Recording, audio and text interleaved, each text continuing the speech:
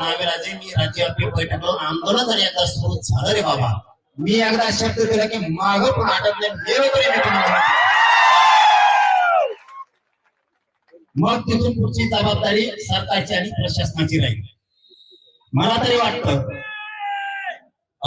थांब ना, एसपी साहेब बोलल्याप्रमाणे मला तरी वाटतं एकाला आपण ही ते सोडणार नाहीत, एकाला पण सोडणार नाही, सगळेचे सगळे जेर बंद करणार. अशी पण माहिती मिळाली की कोण पी आहे का कोणी त्यांनी काही आरोपी कोणता तो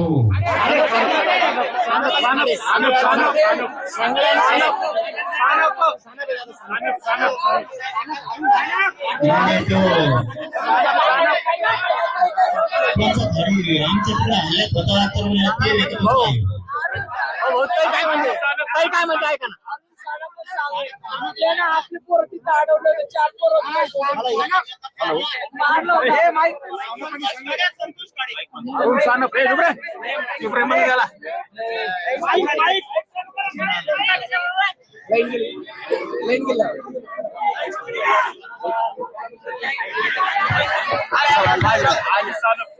अरे तुम्ही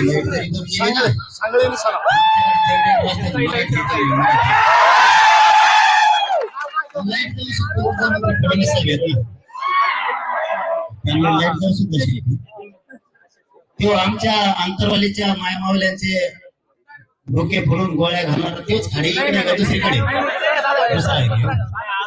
मला जी माहिती मिळाली एसपी साहेबांनी डीएसपी साहेबांना सांगतो यांनी आरोपी पळून जायला सुद्धा मदत केली, त्यांना सुद्धा मध्ये घ्या, त्यांना निलंबित करा. हे बघा, तुम्ही कायदेशीर कारवाई करून आरोपीला अटक करणार आहे हे आशा ठेवून आम्ही आहे.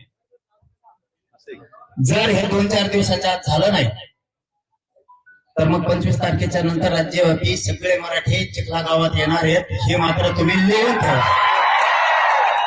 त्यावेळेस मी एकही शब्द प्रशासनाचा ऐकणार नाही. जे काय परिणाम होतील ते हल्ला करणाऱ्या या गुन्ह्यांमुळे झालंय आणि प्रशासनाने अटक नाही केल्या म्हणून होईल. तुझं जर काही द्यायचं राहिलं असेल, कुणाचे नाव आत्ता माझ्यासमोर दे.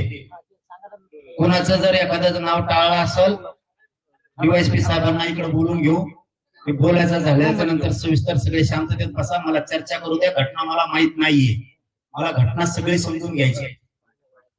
असं कधी मनात समजू नका की तुमचा विदर्भ आहे, आमचा मराठवाडा पश्चिम महाराष्ट्र. आपण एका रक्ताचे एका माईचे लेकर आहेत. आपण तुमचं दुःख ते आमचं आहे, आमचं दुःख ते तुमचं आहे. आणि या मुलीनं महाराष्ट्रातल्या सगळ्या मुलींनी आदर्श घेतलाय असं लढायचं म्हणून. राजा वाचवायला आणि तुम्ही बाकीच्या पुढे गेलं तरी दबडे हो. मरायला व्हायचं ना छत्रपती पुढं. अरे छत्रपती येतं आपलं जीवन आहे. इथं जाग्यावर जरी मुर्दे पडले ना, घरात नाही बसायचं.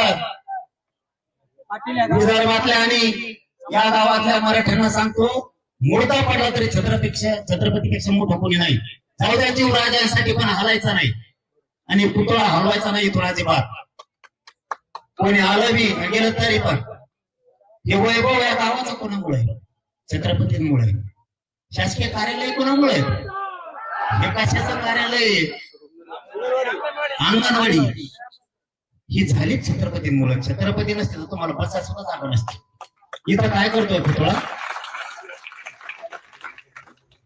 पुतळा कोणी हलू शकत नाही. आम्ही हलवा तुम्ही. आता तुमचे बी पुतळे आहेत ना राज्यात, तुमचे चौक आहेत. मग खेळायचं मग कसं तुम्हाला गुंडाळा द्या. आम्ही तुमच्या चौकाचा, तुमच्या महापुरुषांचा आदर्श करतो आणि आमचे लोक तुमचे पुतळे चौक ओपन करून हार घालतील. आणि तुम्ही आमच्याबद्दल इतका द्वेष आमच्या छत्रपतीबद्दल, हे तुम्हाला मागात पडत. आता हे हळूहळू यांची पायरी भरत आलेली आहे.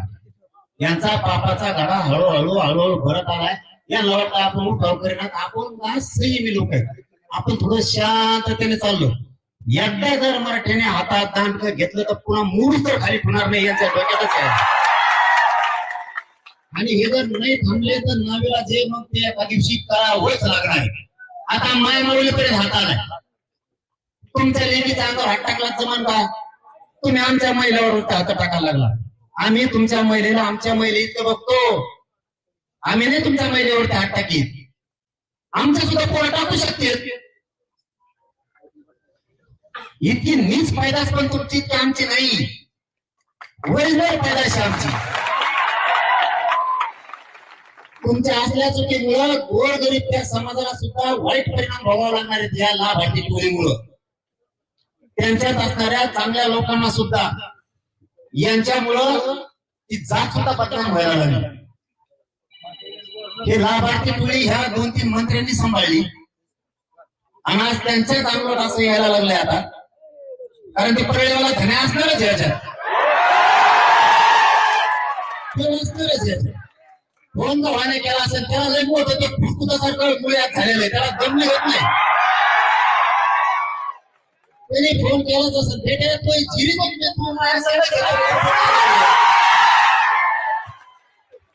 तो आणखी पोरं भरलंच नाही. मला दाखवायचा सुपारी देते ती आणि तो सुपारी एका गोट्यात फोडील मी.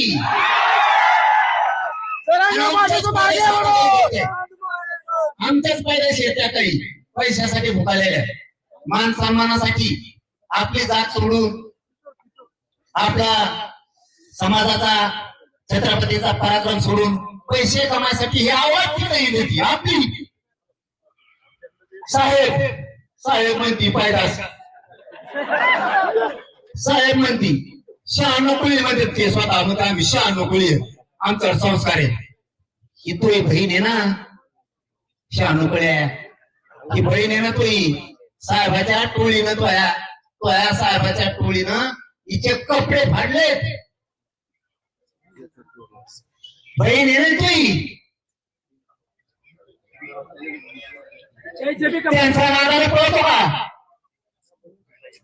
आपल्या ह्या फितूर लोकांमुळं आपल्या जातीवरती संकट यायला लागले. अरे यांनी आपल्याला संपवायचं ठरवलंय. त्याला स्वप्नात बघ म्हणा मराठी संपेल. तुला मराठीत संपणार नाही. तू एक दिवस बघ थोड्या दिवसात भरतेत का नाही असा होणार. एक दिवस देव असं पाप करून करून आता नुसतं हे हालत आहे देश इथं काय करावं लागणार आहे पाप. लेखी बाई हात टाकायला लावतो ना टोळीला पाप. आणि तुम्ही किती घेतले मी मागं सांगितलं होतं. फक्त आम्ही उठाव करीना. तुमच्यामुळं आम्ही त्या गरीब तुमच्या समाजातल्या लोकांचा विचार करतो की गव्हासारखी किडे रगडू नये. वाद वाद असतो.